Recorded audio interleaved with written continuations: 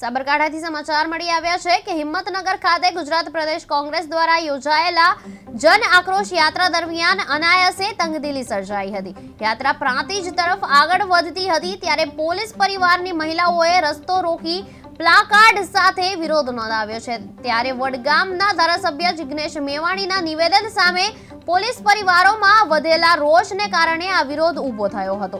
કોંગ્રેસના નેતાઓએ પણ આ પ્રસંગે સરકાર અને તંત્ર પર અનેક આક્ષેપો કર્યા હતા અને ઘટનાએ રાજકીય તાપમાન વધુ ચડાવ્યું છે।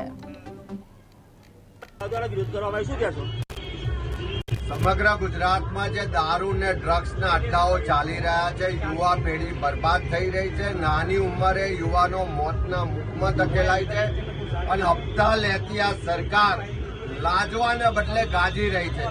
જે રાજ્યના ગૃહમંત્રી આ આખા ગુજરાતના હપ્તા ઉઘરાવે છે અને છાવરે છે, કદાચ નીચે પોલીસ સ્ટેશનમાં તો જે હપ્તો ઉઘરાવે છે એના 10% લોકો 10% પૈસા એમની પાસે રહે છે। 90% પૈસા આ રાજ્યના આઈપીએસ ને રાજ્યના મંત્રીઓ અને મુખ્યમંત્રી સુધી પહોંચે છે।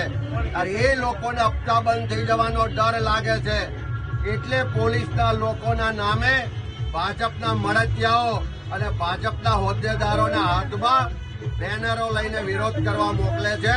પણ આ ગુજરાતની જનતા હવે ઓળખી ગઈ છે કે હપ્તા બંધ થઈ જવાનો ડર છે।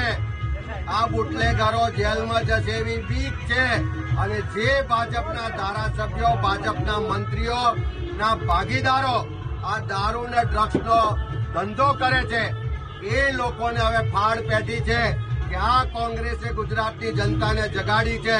આ ગુજરાતની જનતા, આ ગુજરાતની બહેનો, માતાઓ હવે રસ્તા પર આવીને દારૂ ને ડ્રગ્સના અડ્ડાઓ બંધ કરાવશે, એમના હપ્તાઓ બંધ થઈ જશે।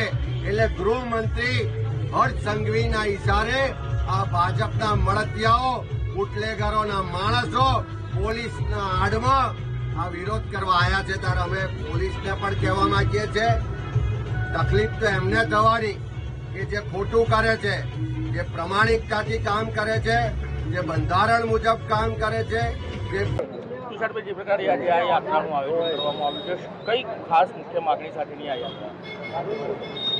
મેં અમારી પહેલી માંગણી એ છે કે કમોસમી વરસાદને કારણે આજે ઉત્તર ગુજરાત હોય કે સૌરાષ્ટ્ર હોય, ખેડૂતને વ્યાપક નુકસાન થયું છે અને એ વ્યાપક નુકસાનની સામે સરકારે 10,000 કરોડના પેકેજની જાહેરાત કરીને વીઘે ફક્ત 3500 રૂપિયા મળે એવી જોગવાઈ કરીને મસ્કરી કરી છે। એના કારણે ખેડૂત ફરી બેઠો થઈ શકવાનો નથી। એટલે અમે ખેડૂતનું